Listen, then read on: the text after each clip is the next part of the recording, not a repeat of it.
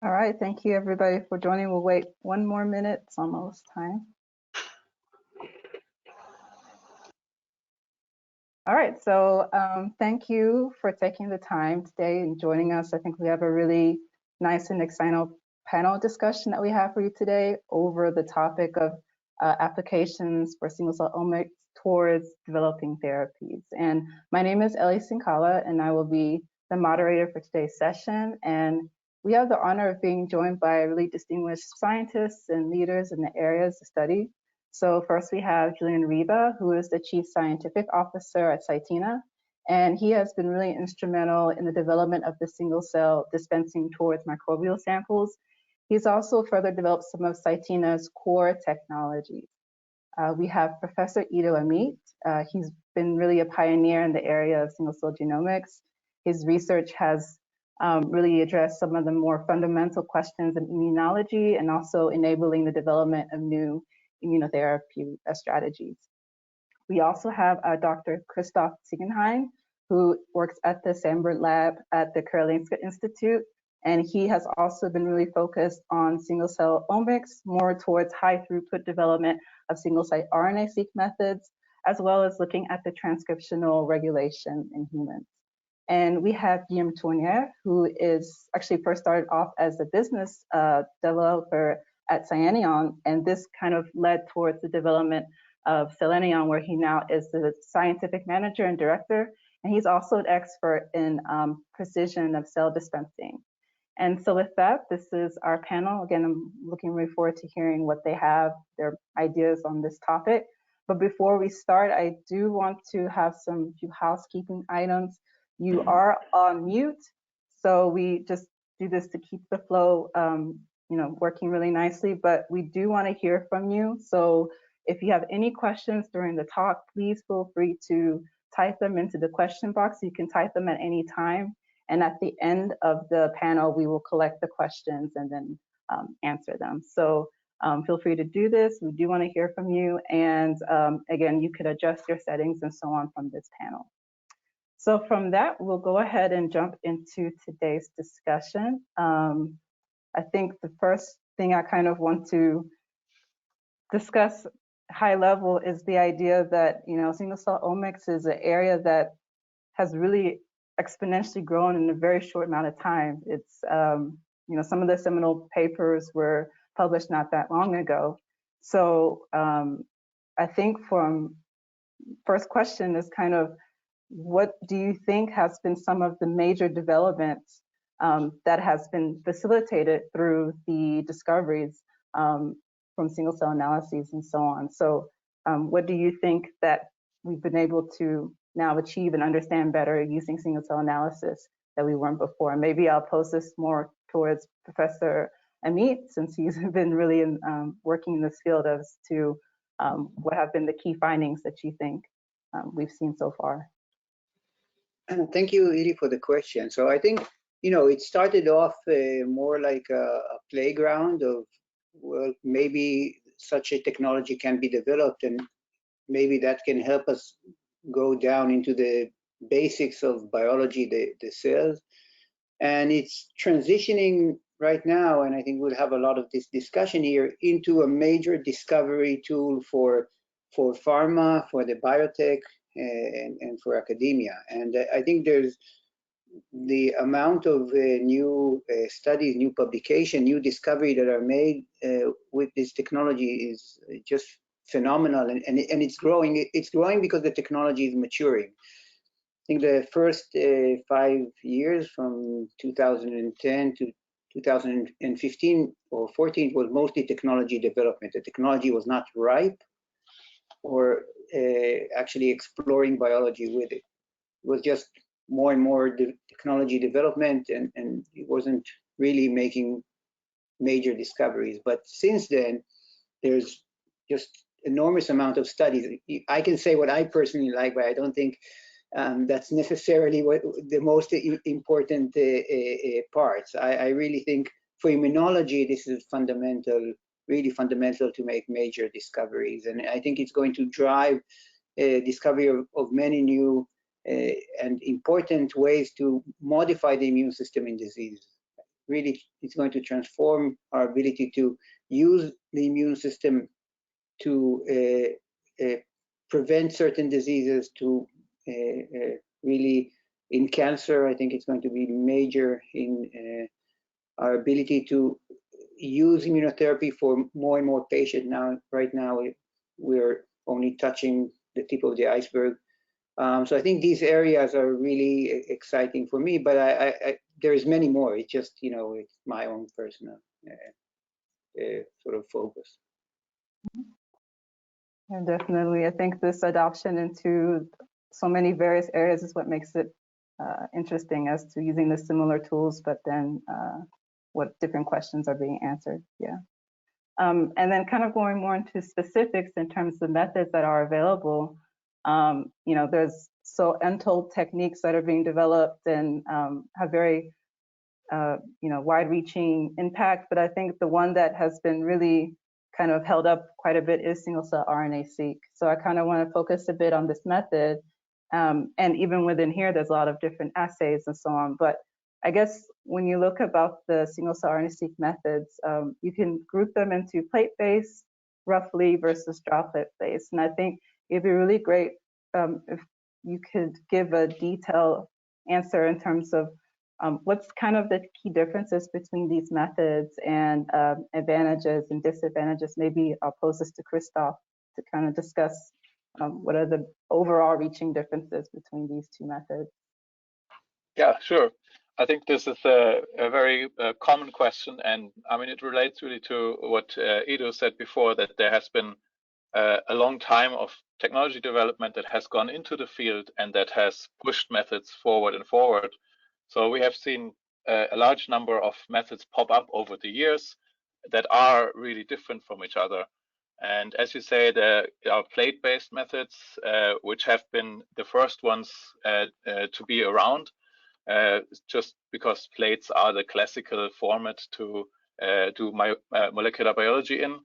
But then droplets came up as sort of an elegant way to scale up single-cell RNA-seq approaches a lot. But I think there's one cannot really generalize too much maybe about all the methods that fall into these categories, but generally droplets are restricted to end sequencing in typical applications, which means we cannot capture all the information of the RNA in the most common implementations. Whereas plate-based methods offer you also this possibility, if you think about SmartSeq sequencing, to capture more information from each of the RNA molecules. So I think it really depends on what are the questions that are being asked and what are the exact trade-offs that can be made. Is there also flexibility you have to consider when you look at these methods, or versus plate-based versus droplet-based? Sure, I think it's a tremendous advantage of plate-based methods that you can address them with FACS sorting, and you can precisely control populations of interest as your input. So this gives you a quite easy or intuitive way of compartmentalizing your experimental design, which is maybe sometimes a bit harder in the droplet-based methods. Mm-hmm. I guess kind of leading towards that, there's also this idea of, more specifically in SmartSeq, of looking at the full-length transcriptome analysis, or looking at also versus the 3' RNA, and you kind of touched on this, but maybe Julian, if you want to go a bit more detail as to what kind of questions do people have or need to address using one method versus another, and does that also relate to the type of setup that you're using, the plates versus droplets and so on? Sure, I guess Christoph already pointed this out, that there's a lot of methods out there which are especially useful for high throughput studies in terms of cell numbers that allow end sequencing, so 3' or 5' sequencing, which allows counting of genes or molecules, which is very useful for typing and then atlasing cells. but then oftentimes it's required to get a little bit more information about the whole sequence of the transcript, and this is where SmartSeq or SmartSeq variations are very powerful in, because you can sequence the whole transcripts. There's some other pros and cons. I mean, sensitivity is another aspect. Not all methods provide the same sensitivity in terms of being able to count all molecules that are present. This varies a lot from method to method. But this is, I guess, one aspect of SmartSeq that it allows to get the information about the whole transcript, and therefore this is useful if you need that information. And then maybe Ido or Christoph, you can add to this, where this is crucial, or where simple end sequencing might be sufficient.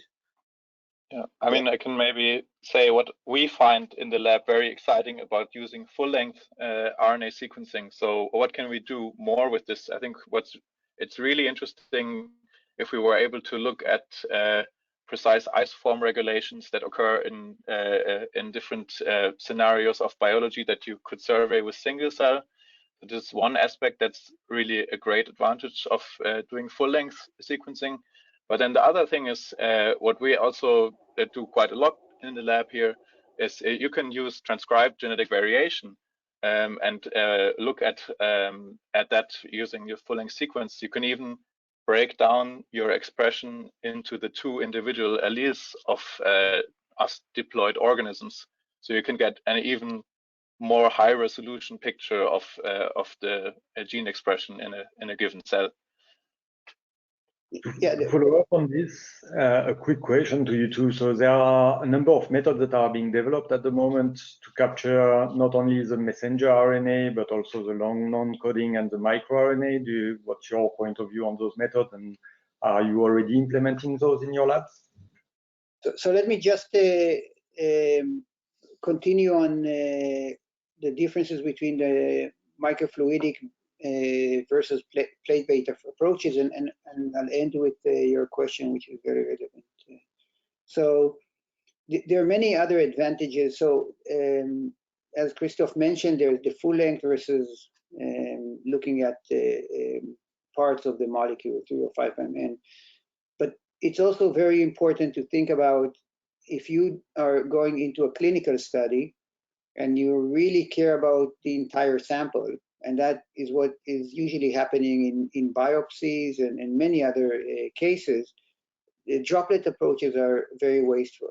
You need tens of thousands at minimum of cells to get a good sampling of your population. Whereas with plate-based approaches, you can capture even 100 cells and really find very important data. So this scale is also very important in how you select the technology you would want to use.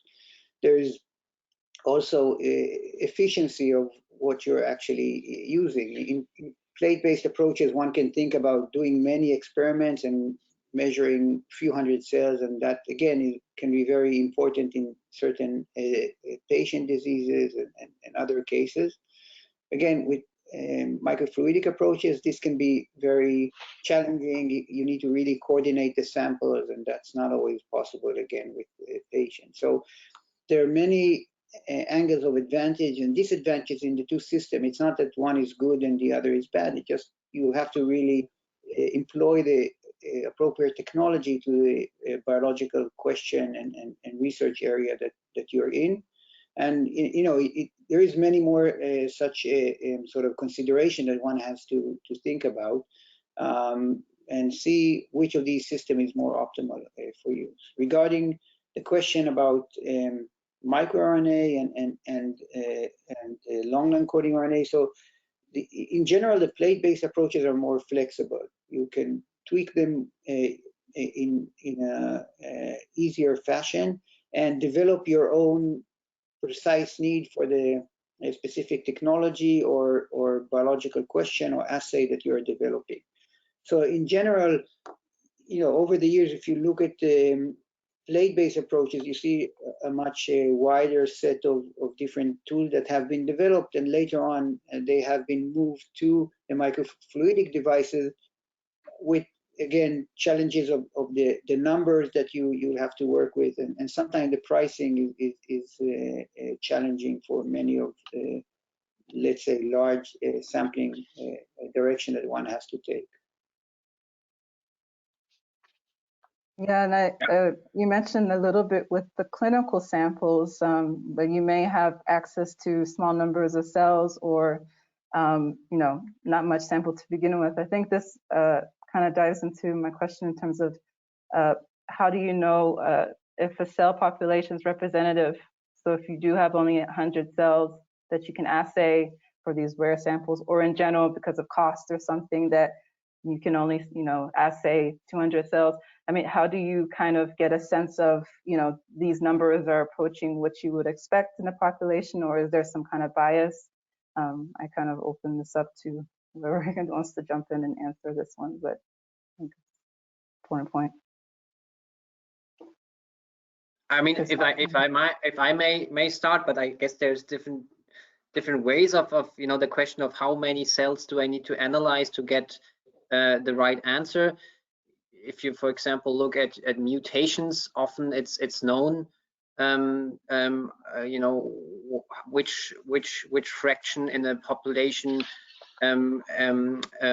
is mutated based on bulk sequencing, for example, based on variant frequencies. This helps you to assess, for example, the number of cells that need to be assayed to capture enough single cells. But this might be different when you look at RNA sequencing, where it's maybe more about the number of different cell types or cells in different states. Yeah, we also have some experience with the clinical samples. Maybe you can add a little bit to this point. Actually, so the samples that we are getting in the collaboration that we have with the local cancer research institutes, typically the number of cells of interest in the starting sample is very limited. So we are hoping to assess enough of the cell population. Most of the cells that are put through our device get isolated, and we believe that, a few hundred in those cases are enough. But we haven't done a very extensive study yet to be sure of that. That's going to be the case. Okay, so I think. Yeah, I can add. I can continue again. Sure, These are very important question, right? How do you know that you sampled enough that you have statistically significant results which are reproducible, especially with the patient material? One hopes that there is enough patient that you sample the same population over and over in the same patient, or at least in many of the patients. Otherwise, this can be something that is not relevant to the biology, but potentially a technical artifact or something that is, again, very rare and very difficult to later on prove. Again, if the cells are rare, it brings another challenge, even if there is a sufficient sample, because usually within the fluidic approaches, one just shotgun, let's say, samples the population, and if the population that is of interest and important for the disease is rare, it is likely that this can be missed or sampled very shallowly. In some cases, one can use different purification approaches, either FACS or magnetic approaches, to enrich for this population, but this is not always possible and can compromise significantly the samples and generate all kinds of unneeded artifacts. In this regard, again, using directed plate-based approaches that use FACS and very precisely samples the relevant population can have an advantage. Again, it's all weighed between, if you want to generate a big atlas, plate-based approaches are not the go-to. If you want to understand the activity and changes in disease of a certain population, definitely you can find many advantages in the plate-based. So again, it's all there's an advantage and disadvantage, and the calibration of these systems, understanding how to get the proper cells, which would basically be similar to the in situ situation, meaning not to modify what you had originally in the sample, the pathological sample or healthy sample. How to maintain the same activity of genes that you had originally and not having changed. All of these are very important consideration that goes into how to calibrate and generate, and sometimes it can take many months and a year to actually get a system that is working the way you would want it to work. I think this kind of goes into my next point in terms of, a lot of people are trying to establish these protocols to answer whatever research questions they're looking into and investigating. And I mean, not just limited to patient samples, but in general, what are some main things that people really have to consider? So you already mentioned, if you're looking more atlas type of approaches, then you need to do more high throughput, and plate-based maybe not be so suitable. But is there some common, I don't know, maybe mistakes when people are trying to design experiments and implement these new setups in their lab? Or I guess, what are kind of the recommendations that you would give to researchers who are implementing this to answer their own questions? I think it's, if I can jump in for this one, sure, I think it's very important to talk to people that come from the fields that you're looking to study cells of. If you're trying to apply single cell RNA-seq to your specific question, there's usually a whole huge field behind this particular area that has a tremendous experience in how to handle samples, how to maybe dissociate tissues and achieve all these things. So I think from like coming from the more single cell technology side, I think it's very important to listen to the already existing experience in handling particular samples. As to your question of what are common mistakes when designing experiments, I think with the advent of big numbers of single cells that you can now sequence, I think people have a bit thrown out the statistics or like rules of good experimental design that were already known before. So what I usually recommend is to have a good number of real biological replicates, and just sequencing more cells from the same sample is not particular biological replicate. So I think just having a sensible experimental design goes really a long way, as it has for biomedical research in a long time. Yeah, maybe Professor Amit, do you have anything to add to this point? Yeah, I think I would adhere to many of the points that Christoph mentioned. So you really have to know your system. It's not that you can come and use sort of a calibrated, let's say, single cell approach from one tissue and move it to another tissue. And very careful calibration. Many artifacts have been, let's say, or modified our ability to understand the biology over the years with this technology. So, on one hand, it's very sensitive, and that is also the sort of the double-edged sword of this technology. It can generate a lot of, because of this very high resolution and the sensitivity, it can generate results which are not happening in vivo. And really keeping the in situ situation is very important. So using parallel technologies to understand that really that you're identifying, let's say, the same number of cells that you would see if you use a protein-based sampling approach, like FACS.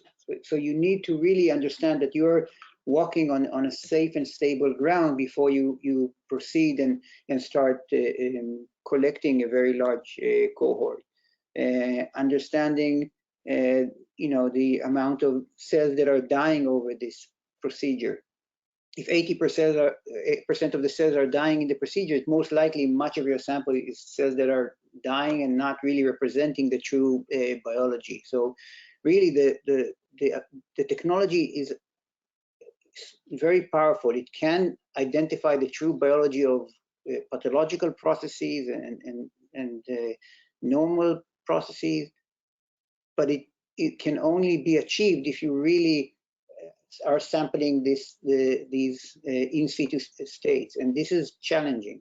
We have to really understand that. Many times the dissociation protocols are losing some of the population. So how do you optimize such that it maintains the important population? How do you calibrate that it's evenly across the different samples? How do you make sure the sample is always kept in conditions that will not activate gene transcription, which will modify very substantially the results? So there are many considerations that have to go in. And Christoph said the right words. It's all about the basics, right? It's a basic of really checking all of your T's and making sure you're really have before you start sampling and generating this cohort, that you tested every potential bias that can be formed in the system. Yeah, and I think so, you know, in every step of the process, there's something that I think that has to be checked and verified. But no matter what method you use, I think one of the core aspects that you have to do to start it is do this single cell isolation, single cell dissociation if you have tissues, and so on. So this is this very first, but a very critical, I guess, part of the workflow. Is something I do want to go in a bit more detail for this next part of the session. I think for this, I think what's something that is critical is, of course, the viability of the cells, how healthy they are, as already mentioned. And one thing I want to kind of touch on is, you know, what's kind of things that need to be kept in mind when you are prepping your samples. This is already discussed a little bit. Into either their tissue or into single cell samples. What are things that, as people are prepping their samples for their library prep and analysis, that they really need to keep in mind? Maybe Guillaume, you can start off with this, with single cell handling and isolation and so on. We've done a couple of studies internally, just looking at the benefit of using just like a live death staining on the cells that we were isolating, and yeah, you could clearly see that in the results that were obtained, that the profile and the clustering was very much different, whether you were excluding the dead cells from the population. And I don't know what you guys do in your lab. Do you always try to include those live dead stain during your FAC sorting, or do you just like optimize your protocol, check that you have only live cells reproducibly, and then isolate those population? Or so I think it's important to keep your cells happy, but we always do add live dead discrimination when we sort. But I think that is not the only solution. You know, we have now, and Ido alluded a bit to this, we have now really tremendously sensitive protocols around. We can even discriminate newly synthesized RNA specifically using metabolic labeling. And from these studies, we know that you can influence transcription in a matter of 15 minutes, 30 minutes. You can get tremendous transcriptional response from a cell, which also means that if you stress cells during your sample preparation, you will pick up those signals with your sequencing results. So I think handling on ice is often a very critical thing that has to go into sample preparation. And especially if you talk about tissue dissociations that you mentioned, Ellie, there has been some interesting comments in the literature about using enzymes that have naturally evolved to be adapted to cold environments. To use those kind of enzymes to dissociate the tissue, I think are very interesting developments to addressing these problems. And I mean, the actual isolation methods that you use, so mostly routinely, you know, we use FACS, but of course we have instruments with the Cell-in-One and also our single cell dispensers, our X sites and SCPs. And I mean, is this something that when you're also setting up your protocols that you have to consider in terms of what instruments you're using for your isolation, and the pros and cons when you're using these instruments and so on? Maybe Julian can answer this.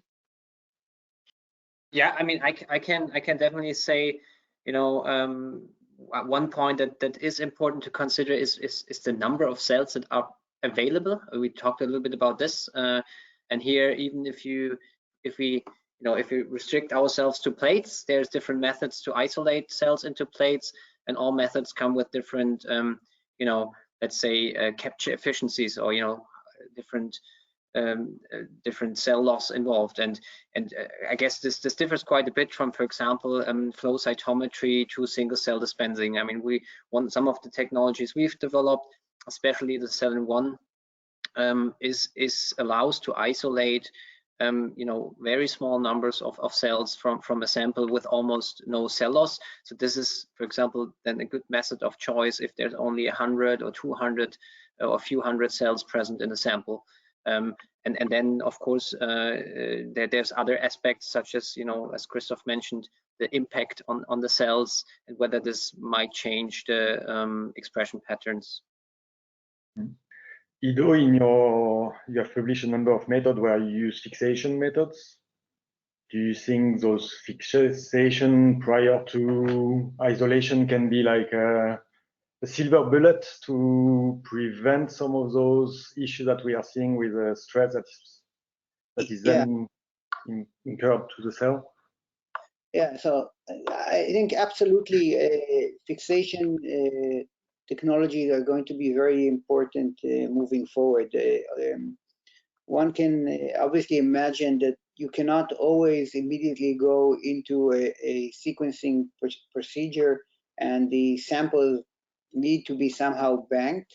This is obvious when you think about, you don't want to sample every patient that you're collecting, but really wait for the results so you can sample evenly between patients that are progressing in the disease or resistant to the disease and so on.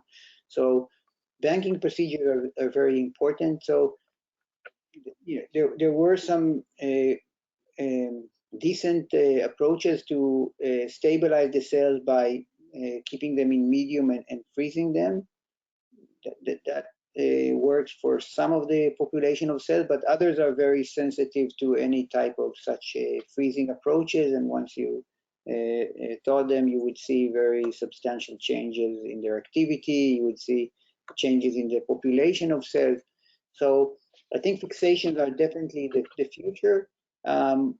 We are making very good progress in making them more and more efficient and more simple to handle, meaning you can push them forward to any hospital that can keep them in room temperature and maintain the sample for a very long amount of time without sacrificing the quality of the sample. So I think this is definitely the future direction. Our own technology also brings another big advantage, at least to the question we would like to ask, and that is the intracellular activities of the cell. So many times we focus on different population of cells based on the cell surface markers, which is, it's quite telling about lineages, but it doesn't have a lot of information of the activity of the cells.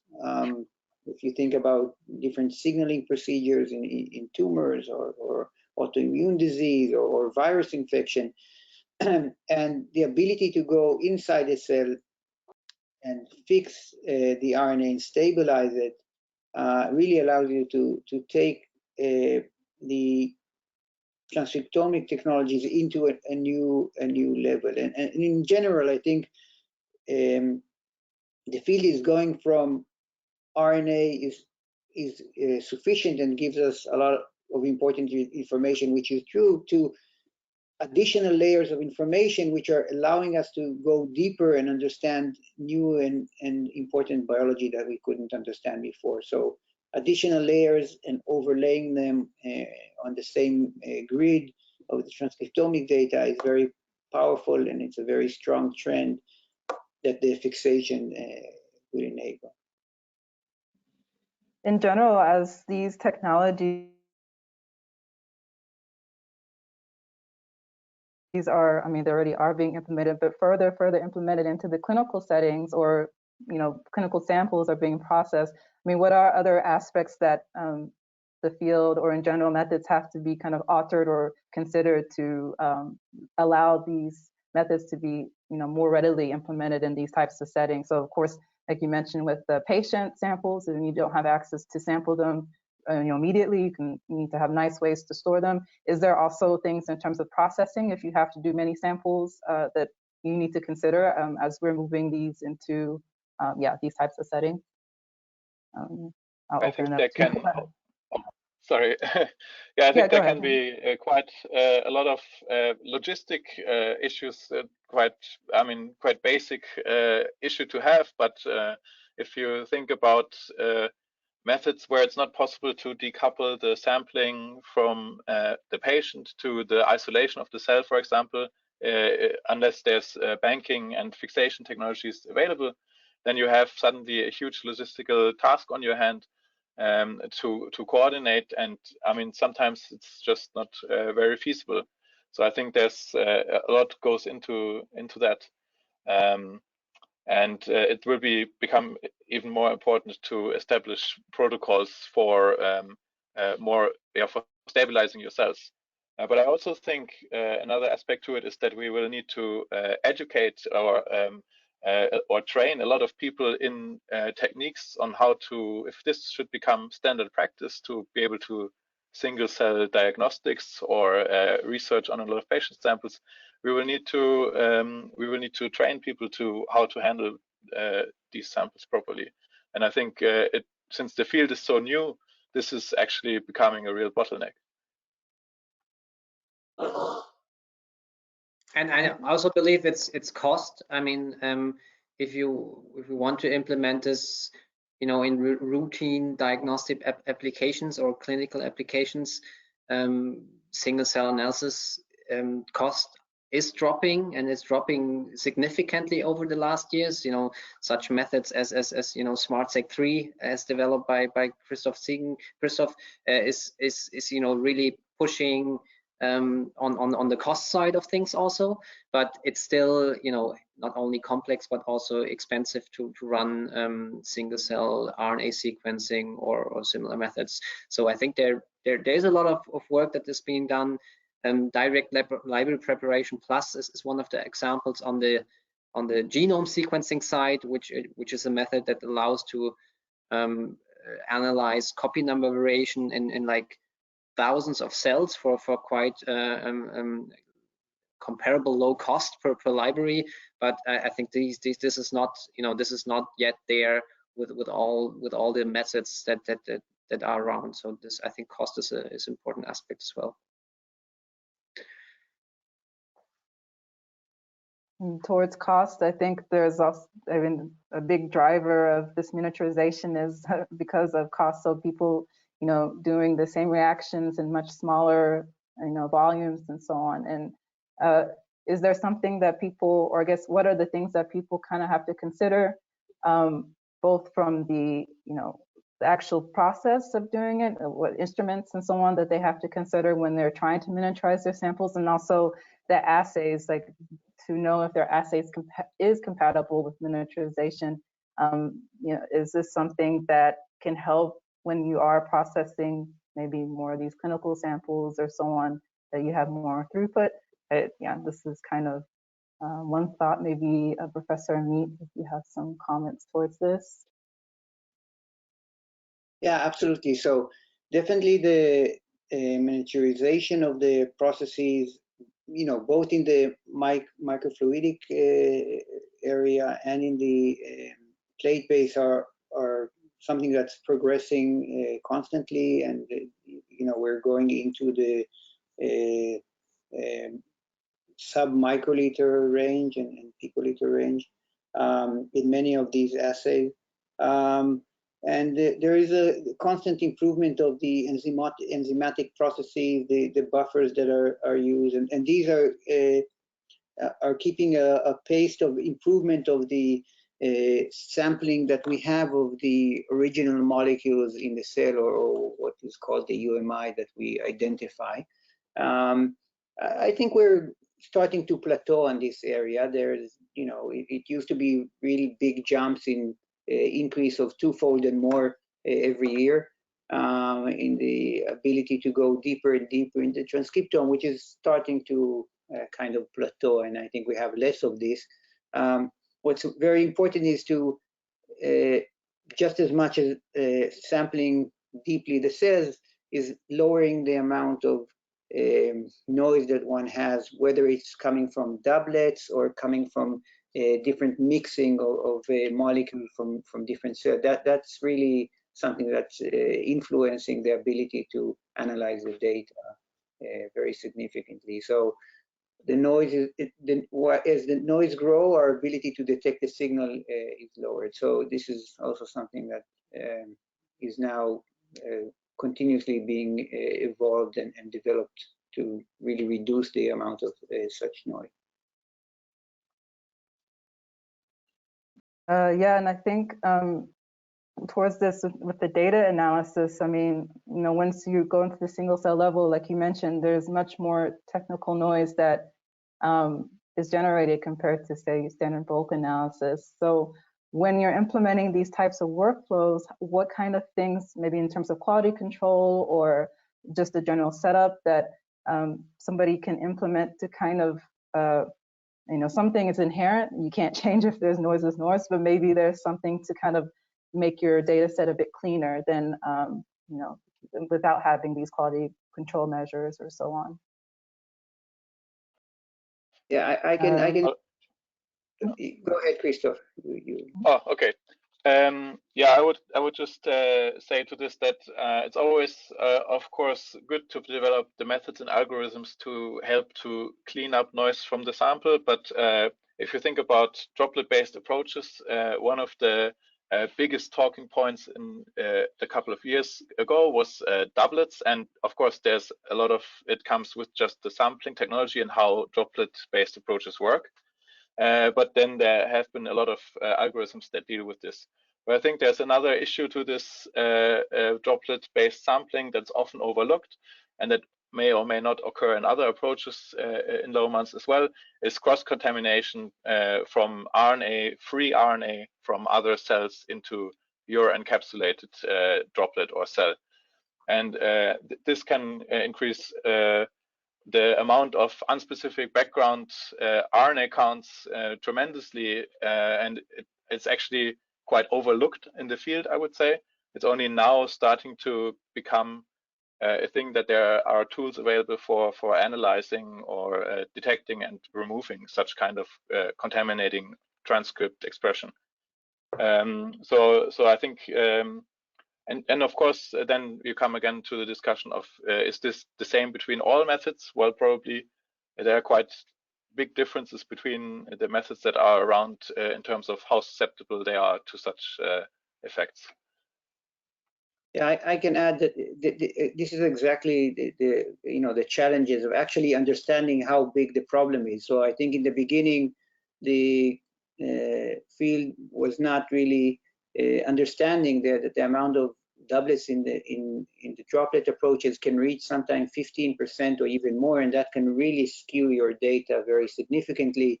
And once this was evident, there were very nice approaches analytically to remove such doublets. Obviously, it's not 100%, but it's getting better and better. And similarly, cross-contamination, free molecules that are contaminating and generating this ambient noise in the data and really interfering in discovering differential expression and identify the real signal from the let's say the artificial signal of high level of these molecules floating around, especially when it's of highly expressed genes. Similarly, the separation between droplets, for example, that have true cells in them or just debris or dead cells or even empty droplets, again, challenging. And when you make such cutoffs, sometimes you can lose the smaller cells. So cells come in really order of magnitude and even more dynamics in the amount of molecules they have within them. And if you just make a blunt cutoff based on the amount of molecules, you can lose either the small cells or you can maintain debris, which can affect your analysis. So all of this can be improved a lot by how you process the sample and how you calibrate this.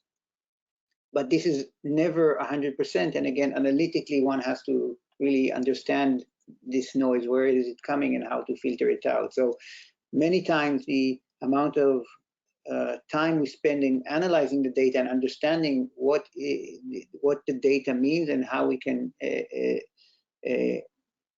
process it in a way that removes all the debris is something that goes again and again, going back and forth from the experiment to the analysis to the experiment until we're happy with the way we sample the tissue or the patient and so on.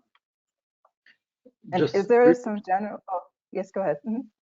Just a quick question. So in the fax, typically your droplets are in the nanoliter range, like a few nanoliter. Do you know roughly the volume of those? Yeah, go ahead. Yeah.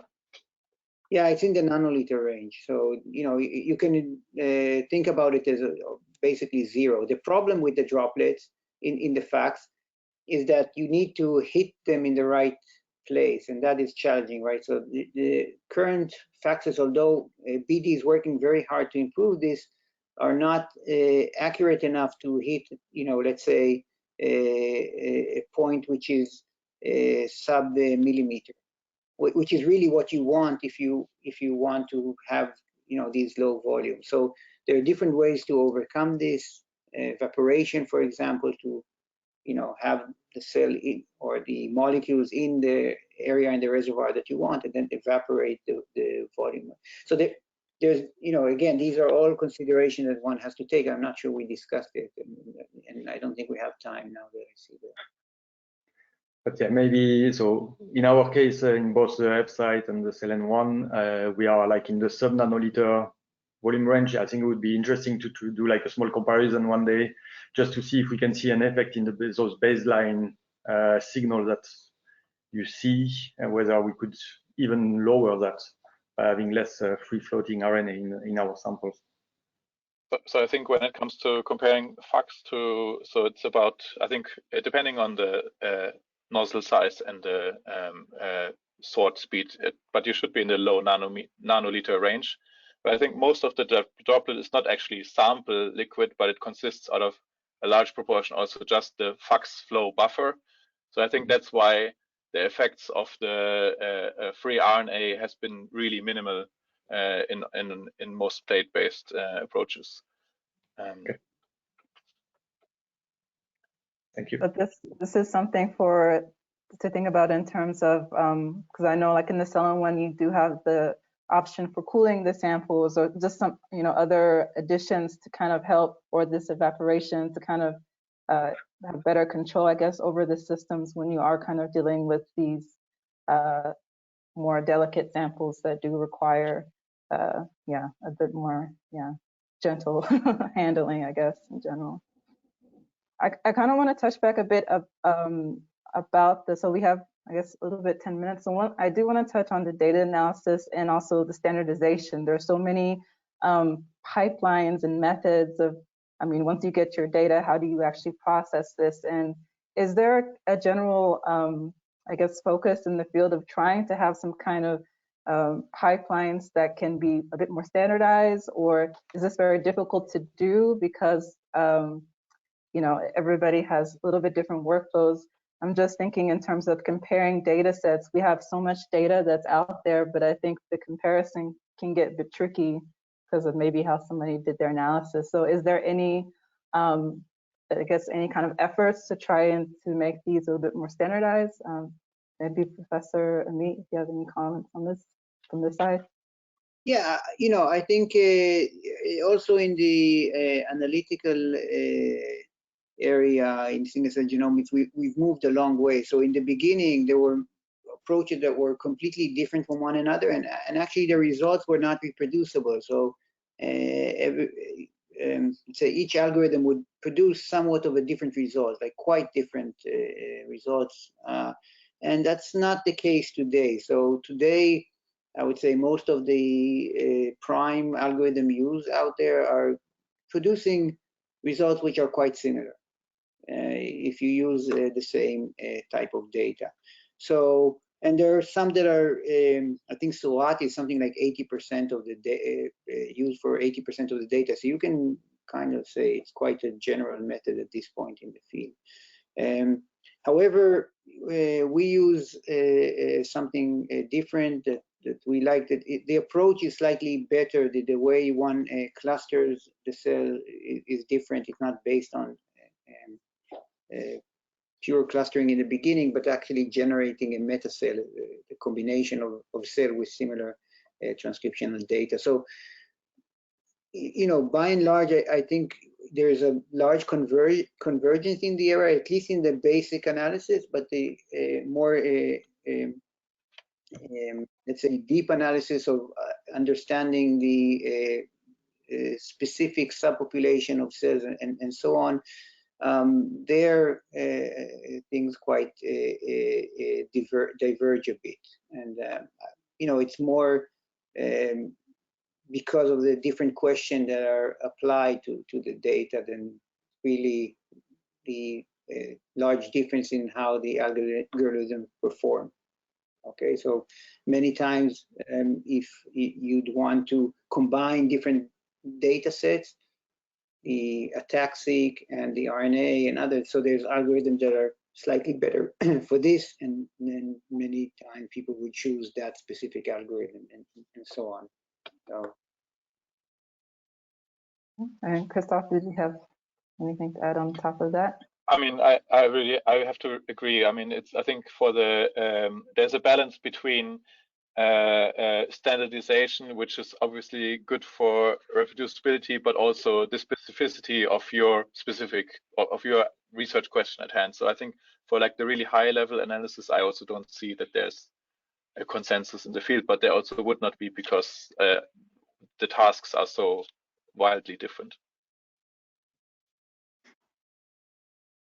Yeah, I think it's because there are so many things that people are trying to investigate. It makes sense that, yeah, of course, they'll have different methods of going about, but also, you know, it's amazing how much data that's being generated in this field. So the idea of being able to have access to this and really, you know, understand, you know, how other people are looking at things, it's also quite, I think, powerful also when you're also doing your own experiments and comparison and so on.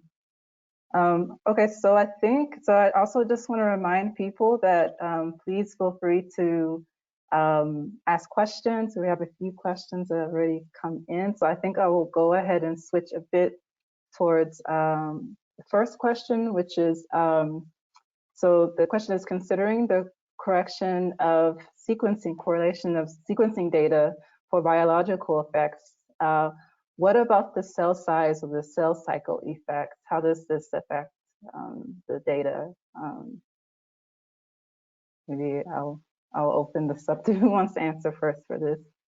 Yeah, I can answer this. So you know, the cell cycle, or it's not only the cell cycle, but different gene modules which are highly correlated can influence the ability to identify the specific cell subset. So there is more and more approaches that are basically removing certain gene modules, especially ones that are very coordinated, for the gene annotation, and then overlaying this on top of the atlas or map, and that basically allows you to not have these signature or gene activities which are coordinated influence your map significantly. You wouldn't want, for example, cell type A, which is cycling, and cell type B, which is cycling, to be together. You'd want cell type A, which is not cycling, to be next to cell type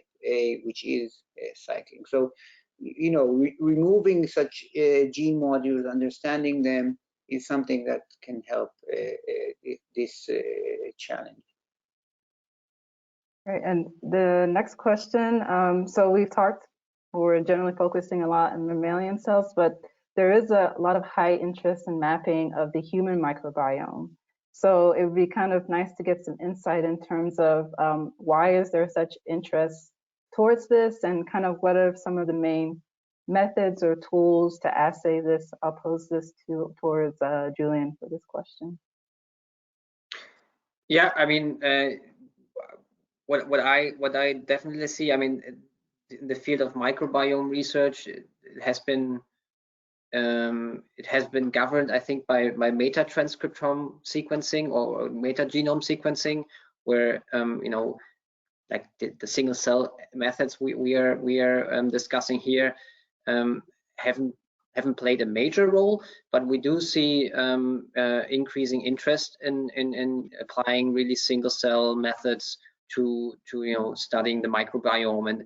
And there, I mean, I think there's two directions. One is culture-based methods, which are not directly single-cell analysis, but those methods or those workflows require single-cell isolation in order to then culture pure cultures or clonal cultures based on you know, isolating single cells from heterogeneous samples, for example from like fecal samples or other microbiota, which helps a lot on like increasing the biomass to then describe the phenotype and analyze the cells with, like, say, traditional method, and also bank them and make them accessible to other researchers. You know, often there's so many, like, most of the species actually have not been cultured yet, so there's so much to find and to do with these.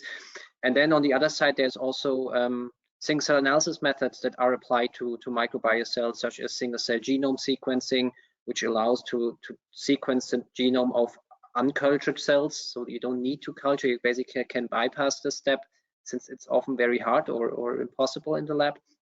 Or first, let's say, this is more like, I think, still in the development phase, where methods like RNA sequencing are applied to prokaryotic cells, which has its own challenges, but we see more and more people like working in this area, and also applying some of the technologies we developed to isolate the cells and to dispense the reagents and so on. Great, thank you. And I kind of want to touch a little bit about the technology. So is there any advantages of CYTENA's or Cell-in-One's technologies towards, let's say, the reduction of RNA contaminants? Another question, maybe Guillaume, if you want to start. You kind of were discussing this a little bit earlier. But in general, maybe just the cross contamination overall, if that's something, just touch on a little bit further. We've not been comparing to fax deposition, so it would be hard for me to comment on that. But I think that would be an interesting experiment to undertake, just to verify if there is any effect there or not. Mm-hmm. I think there's more to you know, to cross contamination than just the cell isolation. I mean, we discussed a little bit that, you know, you have this like contamination by free floating RNA, which is in general not so much the case, or barcodes, which is in general not so much the case in plate-based methods, where the reactions are clearly separated by having different welds. But of course, you know, when we think about how workflows are set up in terms of cell and reagent dispensing, cross-contamination is a big topic, and you know, it's important that you kind of understand your liquid handling technology, that you understand how much contamination might occur when reagents or barcodes are dispensed. So I think with this, I will be finishing up this panel. I just want to first really give a big thanks to the panelists today. This was really a insightful talk, and I think we had such a great discussion. I think everything was looking, yeah, in general, everything was really nice. So I think from here, I just want to emphasize that we still have a few more talks today. So please, if you're interested, go check out the rest of the talks that we have today. And we also have some, you know, today we talked about this, you know, the CYTENA's instruments, and also instruments from Cell-in-One. So if you have any questions and interest in on any of our devices, please don't hesitate to contact us, and we'll be happy to discuss further with our instruments. So with that, I will say again, thank you so much to our panelists today. And it was really, again, a very insightful talk. And yeah, I'm looking forward to, hope everybody enjoys the rest of their conference. Ili, thank you also for the great moderation. You did a great. Yes, yeah. Absolutely. Thank you. Thank you. Thanks, everybody. That was really nice to meet you here in this live setup. Bye-bye. See you later. Thanks. Bye.